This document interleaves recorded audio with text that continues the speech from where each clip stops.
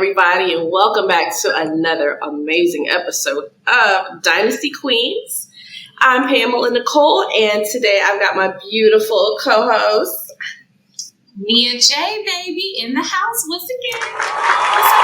Hey. And today, you want to go ahead and tell everybody who we Yes, you guys, today's episode of Dynasty Queens was brought to you by our official sponsor, Fashion Nova. Go to their site, check out all the latest fall fashions, get your 40% off. All you got to do is scan the QR code right here at the bottom of the screen and tell them Mia J sent you. Yeah. Pamela, Yes, Mama. did you want to formally introduce our guest for today? We got in the building. So today we have the lovely, vivacious, beautiful Tammi Jean in the house. So give her applause. Hello, my dear. Hi, ladies. How are you today? Hey, Tammi. How are you? Amazing, considering everything I've been through this year, but pretty good. Good. That's good to hear. So, Tammi, for the folks that don't know your story, go ahead and give our viewers a little bit an insight on who you are, where you came from. Let's get that little bio. Awesome. Well, my name is Tammi Jean, formerly known as Lady Merc. Can you curse on here, or I just want to know my rules? I'm not a potty mouth. I might just say one or two. Like, I don't know. I just want to know, can I or can't? Oh, yeah, that's fine. All right. Go ahead. The reason why I say that is because formerly known as Lady Merc, because I used to merc shit, meaning merc beats, merc clothes, merc out, just merc everything. I was Lady Merc for a long time, and I recently changed. Well, not too recent, but recent enough. I changed my name to Tammi Jean because I didn't want to live the facade anymore of Lady Merc. I have nothing against Lady Merc. I made a lot of money being Lady Merc, but I made more money being Tammi Jean. It was a more professional name. And I think things happen for a reason. God knows that that's my real name. So it's better to kind of just be yourself than to live a facade. And I feel like I was kind of trying to live up to that whole Lady Merc persona, that it just wasn't conducive for me anymore the older I got. So now I'm Tammi Jean. Love that. I'm born and raised in Philadelphia, PA, in the Mount Airy section of Philly. And I've been doing this for a long time, since I was probably, 10 years old, like into music. Oh, wow. Yeah, it started with singing, and then it transitioned over to poetry, and then I started rapping since I was in high school, and here I am today. Now I do a little bit of everything. I'm engineering now. I do production now. I compose music. I'm a part of the ASCAP writing group, so I write for other rappers and stuff of that nature.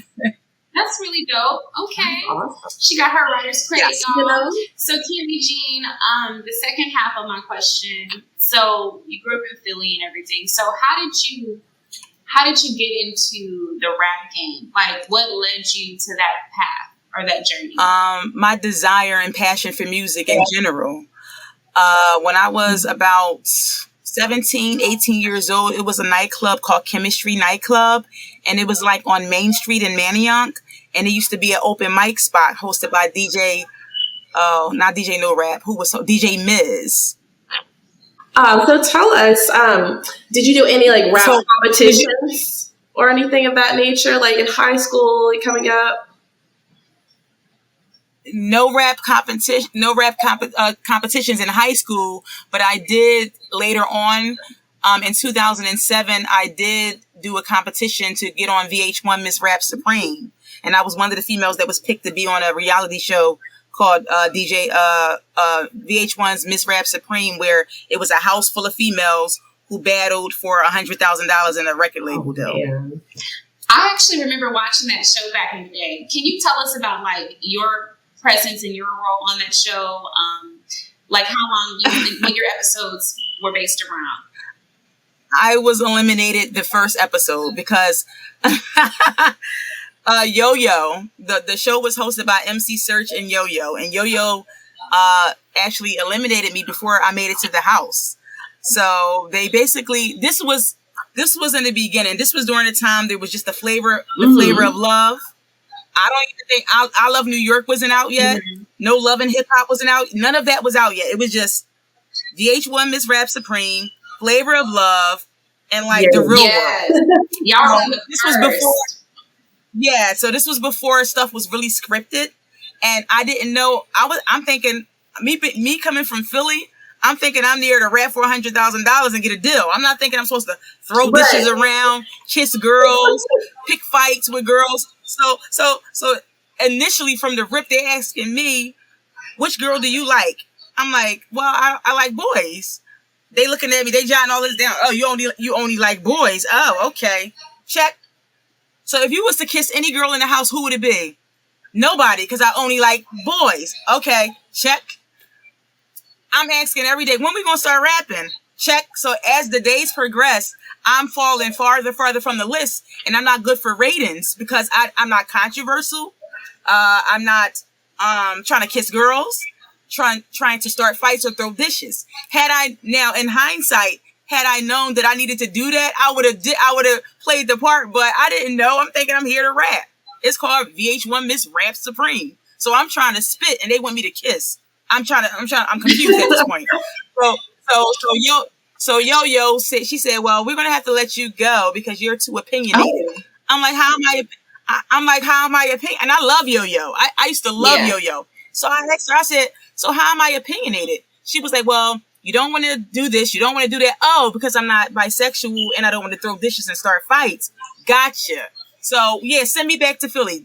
I was in LA for 7 days and that was probably, I'm not going to say I would never do reality TV again, but that was like, I'm like, if that's what it's all about, if it's all about ratings and who's more controversial and who want to be more sexually explicit on TV, no, that's not for me. Send me home. Definitely. You know, with a lot of the other franchises that are out now, that's definitely what it has become. But like I said, I remember watching that show back in the day, and that is insane because I was on there. I was on there with Kaya. Yeah. Remember my name? I don't know if you want me to like plug that in there, but that's why I remember the show because she got into it with Yo and some of the other judges. Everybody got into it with Yo because Yo was. I love her to death. She's definitely a pioneer in hip hop. She's a face. She's somebody who was doing it before us. She opened the doors. But you were supposed to be about female empowerment. So to send me home because I don't want to kiss on girls and I don't want to start fights that's not conducive to what I'm here for doesn't make sense. Right. I think nowadays with the production, the way they do it, they kind of like people have that in mind with, you know, like, hey, you got to bring a little something. But like you said, those were the early pioneering days of reality television. So for that, thank you so much because you're still a part of history. One episode or whatever, you still made it, you know, to that show. So that was a really good look for you. So tell us a little bit about you getting into like doing ciphers, and then how did you meet DJ Miz? Can you give us a little rundown on how that whole little DJ Miz? Yeah, you got into. How did you get into doing ciphers, and then how did you, get to meeting DJ Miz? Well, I met DJ Miz at that club, that open mic club called Club Chemistry. Okay. And it was an open mic club, and I went and I signed up to rap. That's how I met him. So he was impressed when I first rapped. He was like, "Oh my God, you remind me like Foxy Brown, a mix between Foxy Brown and Lauryn Hill. I love it. I'm gonna take it to the studio and we're gonna work on your sound." And he was the one who taught me how to write bars and write bars, because when I used to rap back in the day, I used to just rap. I used to just write, so it was long. I didn't know that you had to separate the verse 1, chorus, verse 2, chorus, bridge, chorus, outro, intro. He taught me how to compose a song, and I learned so much from DJ Miz. And he was like, you got the talent, you got the lyrics, so you got to just break it up. You can't just rap. Everything got to have a hook. You got to have a chorus. So shout out to DJ Miz. I'm not sure if he's DJing anymore, but he's definitely just to say that that was my first DJ, and he has a hit record out. That's a big deal. He introduced me to so many people in the game, Ram Squad, so many people that was already signed. I got a chance to do songs with so many artists that already had deals before I even had a distribution deal myself. So it was a great opportunity. Okay. I love it. That's what's up, for sure. So I love that, DJ Miz gave you that high, that hierarchy of Lauryn Hill and Foxy Brown. and just having that as just kind of an example for your career. But who did you really look up to once you started rapping and everything? Who was your role model? Great question. It's funny you say that. Lauryn Hill and Foxy Brown was one of them. And I never tried to mimic anybody's flow or sound, but my favorite rappers coming into the game was Jay-Z, Foxy Brown, Lauryn Hill, Kim, and Pac. Those were my coming in. And then out of nowhere, when Eminem came in, he was like, he erased everybody for a minute. I'm not going to lie. He erased everybody for a minute because he was just so crazy and diverse. And it was like, who's this white guy coming in? How dare him? How dare you come in the game killing us like this? So I was intrigued. It was the fact that he could literally go from, hi, do you like violence? You want to see me take 6-inch nails to reach one of my eyelids? You can go from that to, hi, my name is Denta. I am whatever you say I am. And it was just really the diversity. That was the first time I heard that much diversity on a track. Cause not to take anything away from Little Kim, Foxy Brown, Jay, Pac, not to take anything away from any of those artists. I love them all dearly, but he was the first, and I don't look at color when I look at Eminem. I look at talent, exactly. So he was the first artist who I heard to, put so many different emotions on a track. Pac was great at doing it, but not to the extent of M. And Pac's career wasn't as long-lived as Eminem's was. So I didn't have enough time to live with Pac. He died so young. To me, he started to take off as an actor, where it kind of erased his music from me for a long time, because now you Bishop from Juice. So now that's how I see you. You're Bishop. Yeah. And now his guy Marshall Mathers come out of nowhere, and he's doing raps over my favorite producer, Dr. Dre. If anybody that knows me knows that Dr. Dre is my favorite producer. Dr. Dre and Kanye West. So you got Dr. Dre doing beats for you. You got this sound. You just annihilate everybody you get on the track with. How could you not like Eminem? Anybody that don't like M is just insane to me. No, I feel that. He's definitely diverse and different as well. Like you were saying. Yeah, sure. Nasty. Now let me ask you. I know, like just looking at the history of like Marshall Mathers and like all of his albums, he talks about, he has a lot of pain. He has a lot of hurt in all of his songs and everything. That kind of was the thing, like when he was beginning his career, he was always talking about, his mom, and he was talking about his mother, and it was like, you could tell that he had so much pain in his life, But for you as a rapper, what do you feel you base your raps and ciphers around? Like, what are some key elements in your life that get you going? Great question. Another great question. Yes. It used to be, I'm not going to lie, when I was Lady Merc, it used to be more sexually explicit. And then because I thought that's what the industry wanted. For so many years, I heard, sex sells. In order to get attention from men, you have to talk about your body. You have to talk about your butt, your tits and stuff like that, or talk about sex in general. And when I wasn't even that sexual of a person, but I was talking about the things that I thought that people wanted to hear. To the point where I even named one of my projects Sex Kitten Chronicles, because I thought that's what people wanted to hear. So in the beginning, that was the topic for me. The narrative changed when I changed my name. Once I changed into who I really am, I was like, okay, when I first started rapping, I'm not going to say I was lyrical miracle, but I was a little bit more profound. I talked about stuff that had substance, not just about my body, not just about sex, or about fashion. But now the narrative is, me almost losing my life this year, because I got diagnosed with ulcerative colitis in January, and I almost died. So the narrative changed tremendously. I'm talking about my health now. I'm talking about love, the loss of love, the lack of love, about how my heart is cold because of bad relationships. I still include fashion because fashion is my thing. But the narrative definitely changed once I grew and started to experience more life-threatening issues. If you almost died and you had a bad breakup and you in a relationship with a guy who almost killed you, of course you're not going to be sitting up still talking about your body and your butt. Yeah. Because at that point, what did you learn? Exactly. From all of those experiences? What did you learn? So for me, I was forced into change my topic because of everything I've been through this year. But back in the day, oh yeah, I was talking at the ciphers. I was talking about my body, my fashion, about how great my sex is, and stuff that is not even genuinely me. That's not even that's not even who I am. But I thought that's what everybody wanted to hear. So yeah. So, question for you, Tammi Jean: do you feel that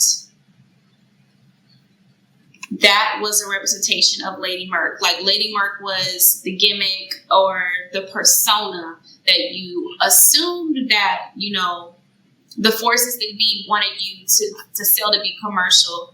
And was your awakening at the moment of your diagnosis, or were you kind of like wanting to be more genuine to yourself before you got sick and that was just like the final, okay. Were you already transitioning, and was Tammi, I guess, Lady Merc, that character? Gradually, even. Yeah, that's another. You guys got some great questions, ladies. Amazing questions, but absolutely. It wasn't during my diagnosis. It was prior to my diagnosis. What really made me started to really like take heed was once I got diagnosed. That was a wake up call. Like, God do not want me to talk about this. Like, this is not how fat my ass is. Can't be the topic of the introduction of every song. Everybody already see my body. They know how I'm shaped. It's obvious. I have an Instagram page that's public. I'm verified. You can go on my page. You can see how my body look. So I don't have to constantly talk about how I look because it's already obvious. It's self-explanatory. What's not obvious is that I almost died. What's not obvious is that I was in an abusive relationship, a toxic relationship that became abusive when I tried to get out. What's not obvious is that I'm dealing with stuff in my household and with my family where I feel like I'm getting more love from people who don't know me and less love from my own blood. What's not obvious is that I deal with peer pressure. What's not obvious is that I'm dealing with a lot of trauma and stress. Those are the things that you guys don't see. Y'all can already see I got a body and I love fashion. So why constantly talk about it? After a time, it becomes kind of repetitious. And it's like, okay, I heard this song before. Like, give us something else. And I'm hearing it with a lot of female rappers. I'm like, y'all talking about the same thing we already know. Give us something else. Yeah. We already know you can do that. What else are you offering? What else are you bringing to the table? So to answer your question in a whole, it definitely lit fire under me once I got diagnosed. But prior to that, once I changed my name to Tammi Jean in 2017, I already was trying to make that transition. Wow. That's powerful. It is, because it was meaning behind the transition. So I respect that. Because like you said, a lot of people that are considered industry standard right now, they're talking about the same thing track after track. It's like, okay. So I think that you are like going to be really a force to be reckoned with. For sure. But I don't think they want that. I think the industry is purposely trying to force a different agenda. They're trying. If you notice, they're only promoting a certain look, a certain style, it's so many girls that do a lot of things. Mm-hmm. But for some reason, this is all we hear and this is all we see. Yeah. There are so many female, Lady London. Yes. Lola Brooke. Yes. It's 3D Nati,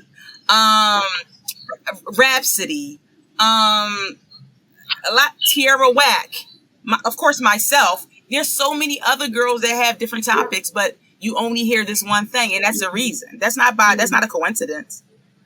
Yeah. So at this point, I don't do it. I'm not doing it. Yeah, that's like a whole. Yeah, but it's real. It's real. Because like Nia said, like you said, that's all you see. Like, it doesn't matter if it's we're in the rap game, pop music. The VMAs you're just on, that's all you see. And just to have this little bit of time with you, you just have so much compelling stuff to talk about that I want to know more about Tammi Jean, Okay. You know what I'm saying? It's like, and just to keep promoting yourself and everything, I think that you will definitely make a difference in the rap game. I really do. Just by what you're saying, you know, talking about real relevant stuff that people can relate to, you know? Right. Yeah. And I'm sure your fan base now that you have are probably loyal and rocking with you. Oh, absolutely. Oh, yeah. Yeah. How are they? Absolutely. I have supporters. I really don't like to call them my fans because they're like my babies. I call them my genies. But I have supporters who been rocking with me since the Lady Merc days. And they talk about, oh my God, I see the growth. I see the transition. We love you. We love it here. We love this new you. Mm-hmm. And then you got some people that be hating, like, no matter what, you're gonna always be, and that's fine. No, that's fine if you feel like no matter what, I'm gonna always be Lady Merc. That's fine. But I know that the music that Lady Merc represents, because I'm gonna always, whether I'm Tammi Jean or Lady Merc, I'm gonna always be able to rap. I'm gonna always be able to rap. That's a given. That's what I do. I write my behind off, and I know how to rap, and I have a delivery, and that's what I do. But I think that people that want me to stay there, want me to stay stagnant in that one spot, I feel like there's some small amount of, I don't want to see her progress. I don't want to see her grow. You're used to what you're used to. You're used to what you're used to, and that's fine. People become creatures of habit, but just know that everybody have to progress and change. Can't one person stay the same all their life? You know, look how many times Diddy changed his name. Even though he the same person to me, he still changed the name 100 times. Yes. You know, Jay-Z, Sean Carter, Hove, Jigga Man. It's different personas attached to each name. You know what I mean? And right now, I am Tammi Jean, and I'm living in that. Okay. You know, she's completely different from Lady Merc. Right. And like you said, it's a representation of your growth over time. And those are the greats. Those are the legends that you mentioned. So they obviously know the blueprint of what they're doing, with, you know, changing it up every once in a while. So for those that are hating on Tammi Jean, like, y'all need to go sit down somewhere, because she is elevated from Lady Merc. Okay. She is at a new place. And I have to ask, what projects are, I guess, let's go back a little bit. So what's like your favorite project that you've ever put out? And then I guess we'll go to like what you're working on now. Okay. All right. So my favorite project from myself or my favorite project from someone else? Both. Okay. So my favorite project to listen to from someone else, I'm going to start with someone else because usually other people inspire me to write. So 3 of my favorite projects, my go-to projects to listen to when I'm having writer's block, or if I just want to hear good music, is Jay-Z, The Gift and the Curse. What's that? Blueprint, The Gift and the Curse. The Miseducation of Lauryn Hill. Marshall Mathers LP Volume 1. That's my 3. I always go to those are my 3, like my OG legendary albums. I always go to, like, no matter how old it could be 40 years from now, I'm still going to go back to that day because it reminds me of that time where I fell in love with hip hop. So I always want to go back to that time where I fell in love with double entendres, triple entendres, punchlines, bars, flow, cadence, delivery. I go back to that because nowadays it don't seem like too many people. It's not much of that going on right now. So I always go back to when that was a big deal for me. So those are like my 3 go-to. For myself, I would have to say Queen Talk, in which I released, no, I'm lying. Introducing Tammi Jean. That's the project that's right here, hanging up behind me.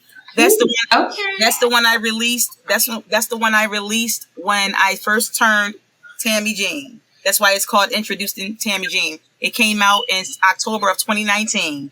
And then my second favorite project is Queen Talk.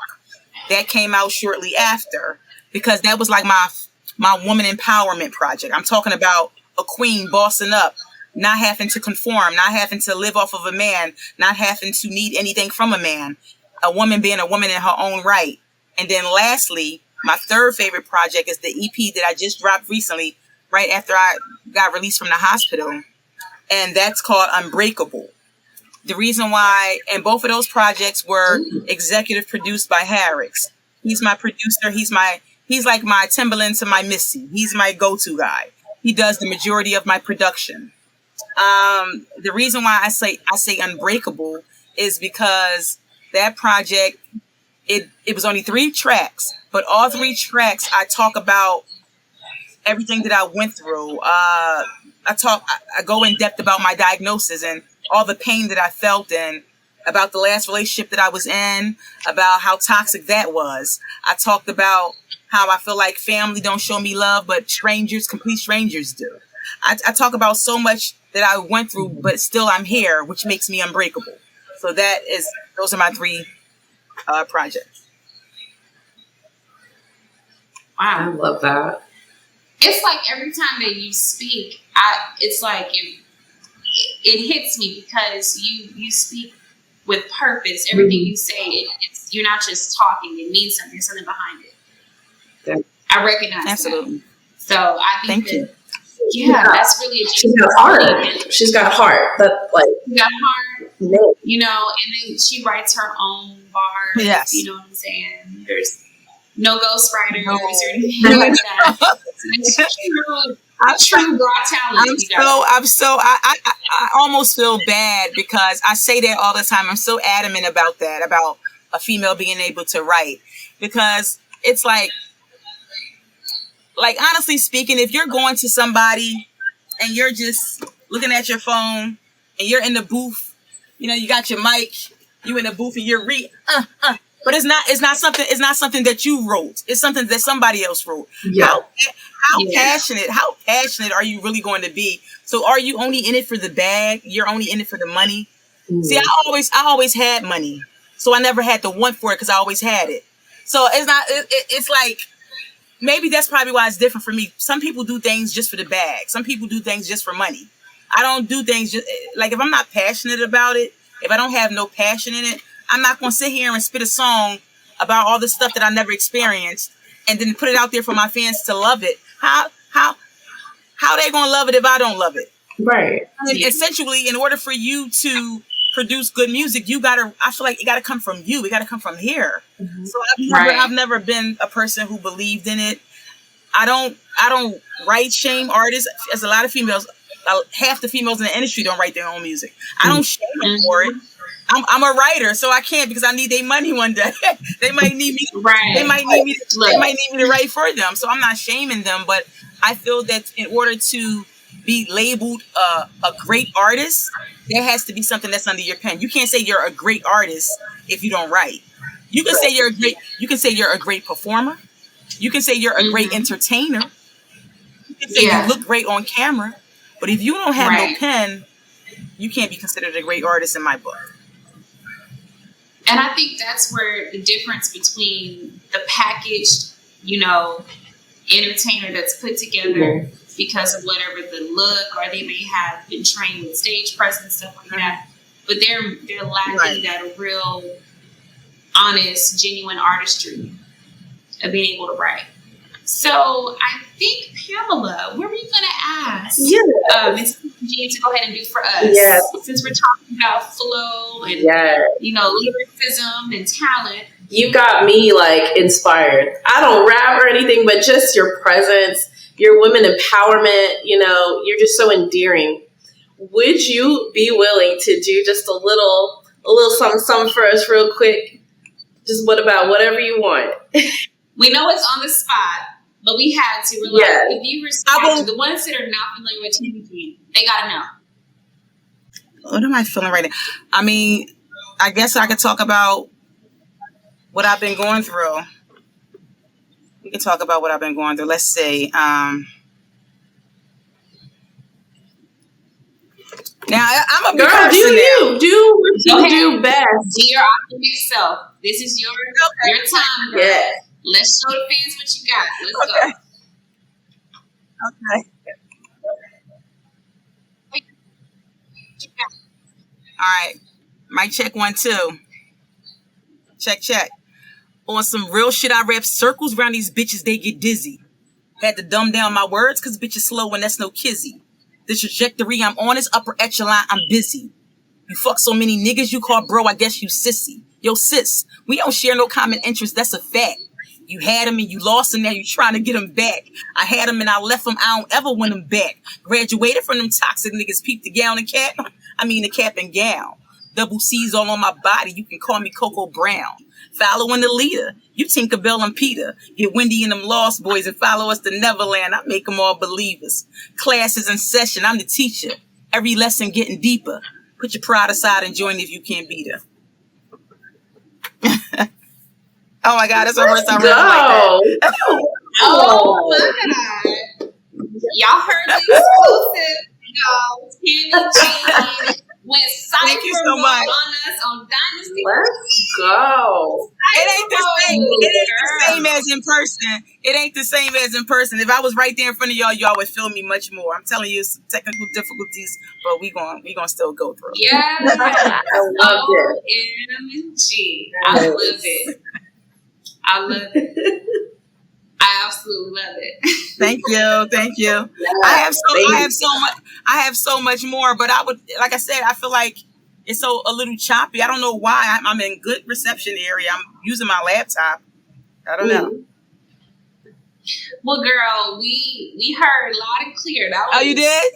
Oh yeah. That was that real. Yeah. Awesome. I was like, okay. Tammi Jean is not playing with it. So, okay.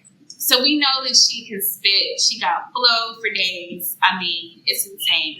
What are you working on currently right now? Is there like an up and coming project that the fans and the viewers need to know about? What is Tammi Jean working on right now? Okay, so initially it was supposed to be Unbreakable Volume 2. But I think that I've already conveyed how unbreakable I am since I got diagnosed. So I think I'm going to go in, change the title, add some new songs. And I'm currently working on, actually, I just released 2 days ago, I just released a track called Breakfast at Tiffany's. Y'all remember the classic, the movie Breakfast at Tiffany's with Audrey Hepburn? Okay. Absolutely. Well, and I was gonna spit that, but since that's my new release, I didn't want to spit that. But I just released that. It's on my page. It's available on all streaming platforms: Tidal, Google Play, Apple Music, you name it, is there. But I'm shooting the video. I'm going to shoot the video next week, and I'm going to actually shoot it at Tiffany's. So it's going to be big. I hope you guys like it. It's not for everybody. Like if you're not really into like jewelry or fashion, you might not get it. Again, it's a different era now. People are rapping about other things, so it might not be appealing to everybody, but for me, I love it. And my core following, they love it. It's on my page. It's called Breakfast at Tiffany's, produced by Caesar. It's available on all platforms. Prior to that, I released Neverland. So those 2 songs are going to be on my new project. I don't know what I want to call it yet, but I do plan to release it top of the year of 2024. Okay. Well, you guys heard it first. Tammi Jean, I might release it on New Year's Day. Who knows? Okay, look. Check it out. You're right. Look, you know, yes, looking at both of you, I think you're gonna like it. Look, see, you already talking fashion, so I was already like, let me ask her. Because I know my girl, she's a Fendi girl, I'm a Gucci girl. Who's your go-to designer, Miss Tammi? Chanel. All right. Yes. Chanel. Yes, there we go. Okay. That's why I said double C's all on my body. You can call me Coco Brown. That's what I was talking about. I figured she was gonna say Chanel based on that lyric. Mm-hmm. That's a good one. Yes. That's classic. Timeless. Okay, so do you have can you give us a little hint on what the whole synopsis for the video is going to be, since you're filming it at Tiffany's? What's the storyline going to be? So it's basically me, if you hear the song, if you go stream the song, if you hear the song, the first four bars, you're going to know, okay, she's about to take it there. It come off with the classical, Henry Mancini sample. It's Henry Mancini in the live orchestra. So it comes off with that classical music. And then my producer / engineer, Caesar, he revamped it and he turned it into a hip hop bop. But the synopsis is basically going to be me. A lot of girls talk fashion, but I don't think they talk. I think they talk it because it's common. I think they talk it because it's prevalent. I think they talk it because it's something to say, and they appear to have money and look rich if they talk it. But a lot of the female rappers that talk fashion, they don't know it. You know what I mean? I've been around designers all my life. Man, I did my research on Chanel bags before I decided to go out and purchase them. I'm like, if you're going to spend $4,500 on a bag, know your research about the bag. I know everything about this, down to the stitching, the quilting, the lipstick pocket, the pocket in the back is the pocket that Mademoiselle will put her love letters in. Like I know about the chain. Like I love this. Where's my bag? Oh, yeah. These chains right here, these chains on the Chanel bag was inspired because she was an orphanage. So these were the chains that she was locked up with when she was an orphan. So I do my research. Right. I live fashion. Like I do this. So a lot of girls rap about it, but they just rap because it's something to rap about. So I think with the Breakfast at Tiffany's, I'm talking about, you know, I really do this. This is me. This is who I am. And I'm going to show you. So I don't want to give too many hints away, but I talk about, you know, Givenchy, Paloma Picasso, Elsa Moretti. You know, I talk about people that inspired me fashion wise. I don't talk much about Coco Chanel because it's a Tiffany track, but people already know that I love Coco Chanel. But it's just basically I'm going to be waking up. I'm going to be in a bubble bath in one scene. I'm going to be walking inside Tiffany. I'm going to be looking at an Elsa Peretti ring. I'm going to be trying on jewelry. You know, and I'm gonna leave out. And I'm gonna just look amazingly good. I don't want to give too many more hints away because I want you guys to see it and enjoy the ride. Good while doing it, so you let them know. I'm gonna be looking amazing. But what I do need you guys to do is you ladies to do is go on my page whenever you can, today, tonight, whenever. Listen to the track. It's not hard to find. It's the first thing as soon as you go on my page. You are going to love it. You are going to love it. Oh my goodness. Yeah. It's a girly song. Like, you know, like in one of the bars I say, these bitches don't know Elsa Peretti. If she was alive, Audrey Hepburn would fuck with me heavy. You know what I mean? Like I'm talking about like, you know, she's not living anymore, but if Audrey Hepburn was alive, she would bang with me because she see that I'm into fashion. I can wear a Givenchy dress and look just as good as she looks in it. I also love Tiffany and Company, Canary Diamonds and Elsa Peretti love rings and Paloma Picasso earrings, you know. Yeah. So I'm basically paying homage to people that's no longer with us, but doing it in a modern way. And that's not something no female rapper is doing. That's really dope. So, I like that. I like the whole concept. And I'm glad that you mentioned, I don't want you to have to give too many details away, but you gave us enough of a sample where I know the viewers are going to be really excited and anticipating to definitely check it out. So I'm going to go listen to that track tonight. Okay. Yep. And I'm just going to, I know it's going to be like, yeah, that's it right there. Yeah. If you saw the Breakfast, no, if you actually saw the movie that came out in 1961 with Audrey Hepburn, if you actually saw the movie, it's basically the movie. Gotcha. I'm basically redoing the movie, but I'm doing it like a rapper playing Audrey Hepburn. Gotcha.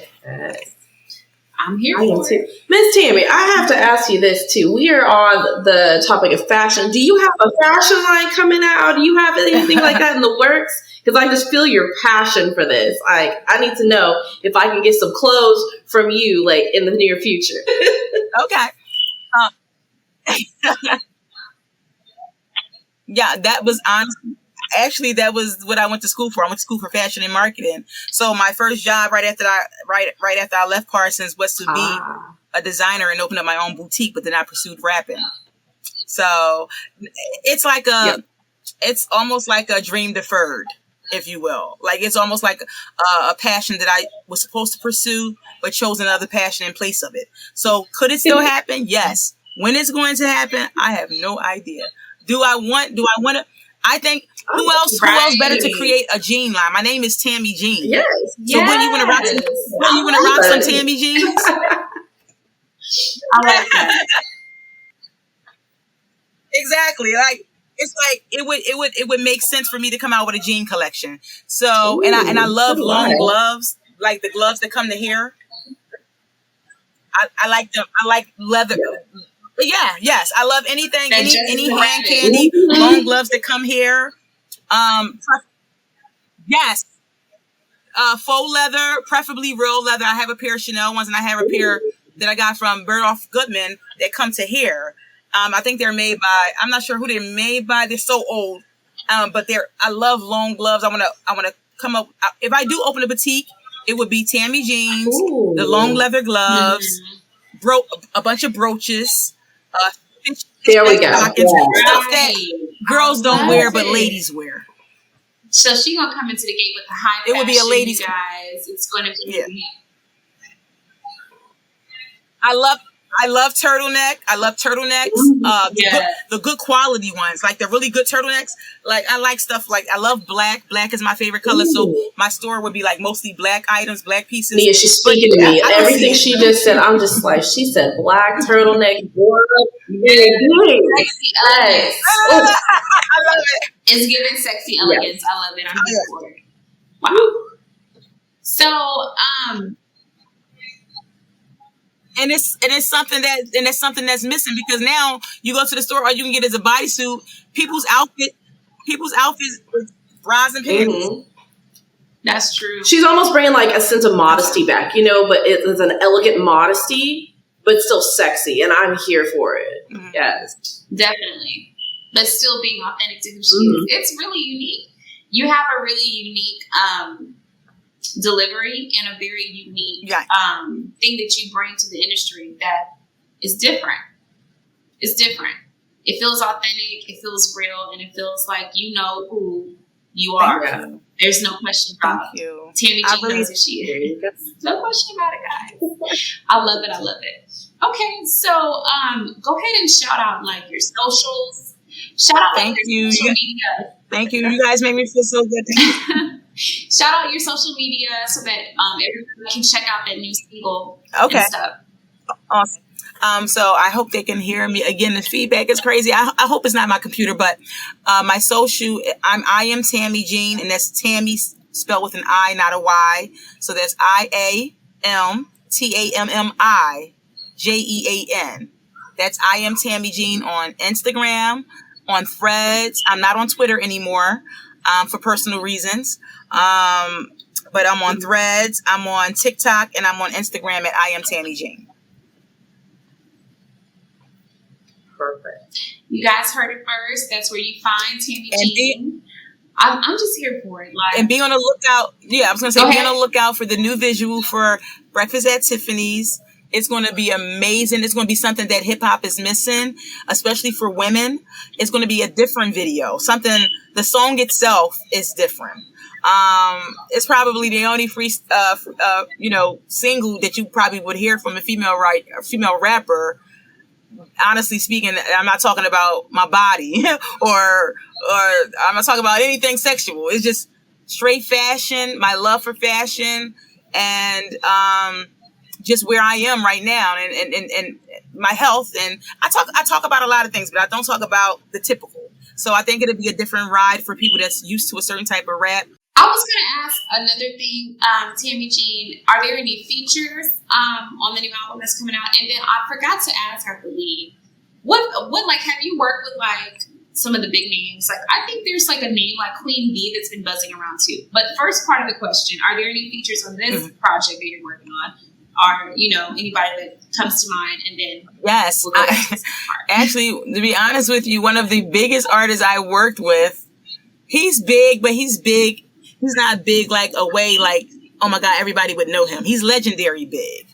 And his name is EST, the greatest man alive. He wrote, if it's me, he wrote 2 tracks for Beyonce. I don't want to give out false information, so I don't want to say Me, Myself, and I. But he wrote, or Speechless, but it's one of them. His name is EST. I did a record with him. So that's a big deal for me because he's legendary. And he was one of the hip hop artists I remember listening to back in the day when I was like young, super young. So I worked with him. Yeah. I worked with a lot of female rappers, but they're from Philly. I didn't get a chance to write with any major signed artists yet, but it's coming. The female art, yeah. That's right. That's all that matters. We know that it's coming, y'all, and we rock with Tammi Jean. So, look, we're gonna have to do absolutely. I can't wait to. Absolutely, I can't wait to. You know what I'm saying? Mm-hmm.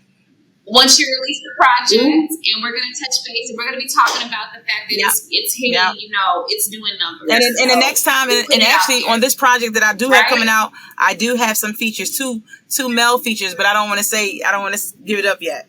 I don't want to say that. That's a surprise. Huh? Oh, yeah. Well, we didn't even talk about that. Oh, gosh.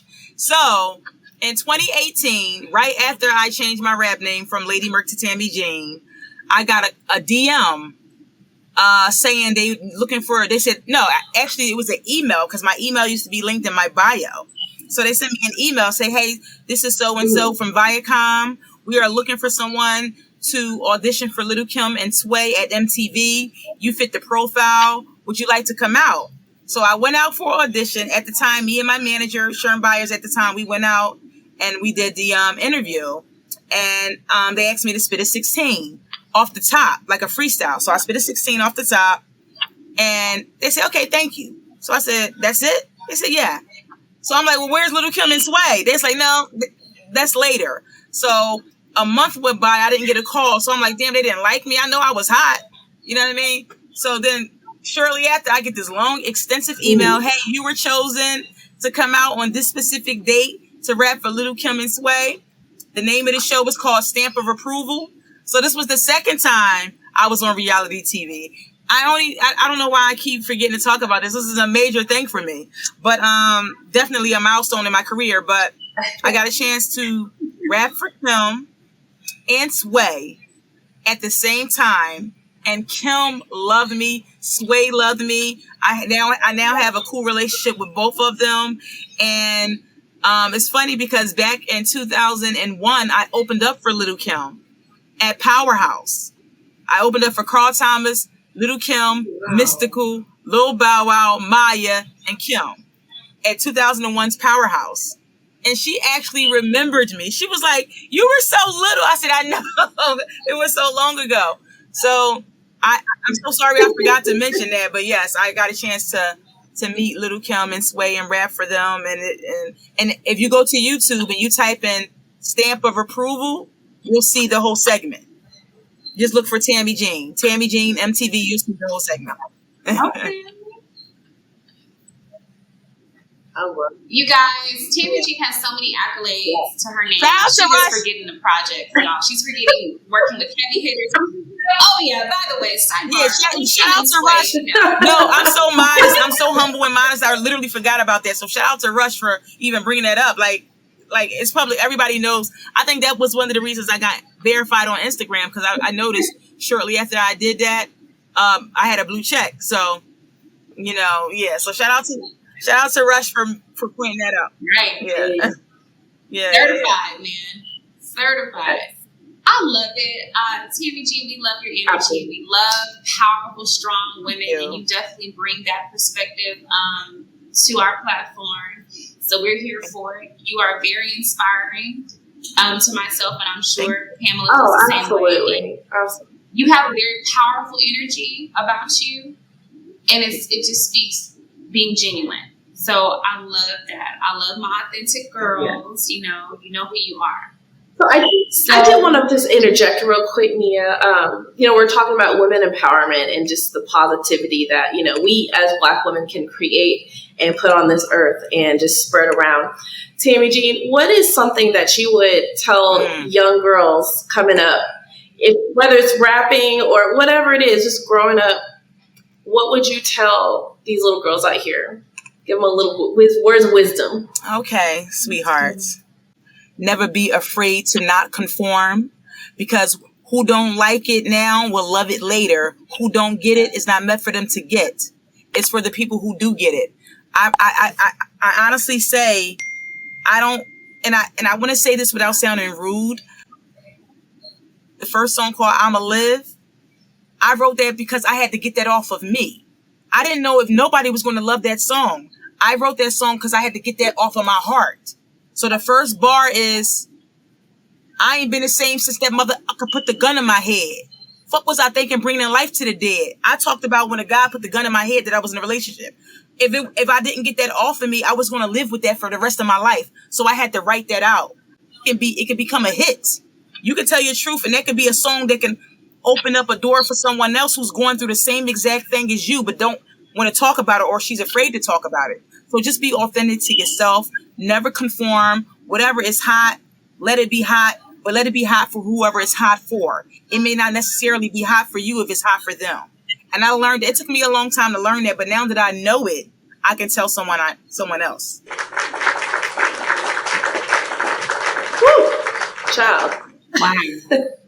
Yes. I mean, I don't know if you call it preaching or just hitting home with all the bullet points that you're hitting. It's just the real.